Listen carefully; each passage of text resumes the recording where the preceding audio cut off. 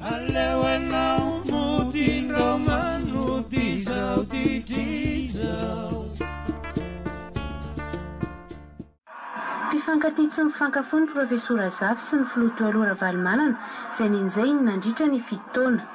Raha toa mantsika fahavalon'ny filoha teo aloha marika Ravalomanana ny filoha teo aloha Zafy Albert izay tsy nanaiky ny marika Ravalomanana ho filoha mihitsy dia miaradia izy ireo amin'izao amin'ny fanoherana ny Achaté tary ny Andry Rajoelina.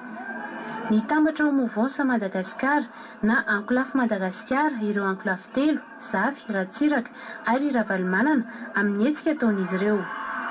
Hatramin'ireo mpikambana avy amin'ny Ankolafy Didier Ratsiraka sy Zafy Albert izay nigaitra tamin'ny andron'ny Ravalomanana aza moa dia tazana teny amin'ny Magro avokoa toa ny Victor Hong sy ny filohan'ny vondrona parlementaire teo aloha Ramercy. Teo ihany koa ilay mpifanandrina matetika tamin'ny filoha teo aloha Ravalomanana ny loholona Ramasy Adolphe izay teny amin'ny Magro ihany koa. Nandritra ny fandraisam-pitenenana nataon'ny filoha teo aloha Zafy Albert kosa dia nilavy ny hatramin'ny farany fikarakarana ny fifidianana amin'ny 20 Martsa ho avy izao.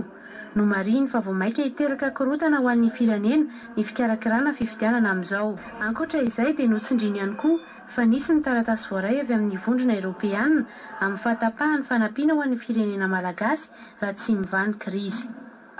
Nandritra ny hetsika moa dia hita soritra teny amin'ny vadin'ny profesora Zafy Albert Thérèse Zafy ny hafaliana izay narahany dia.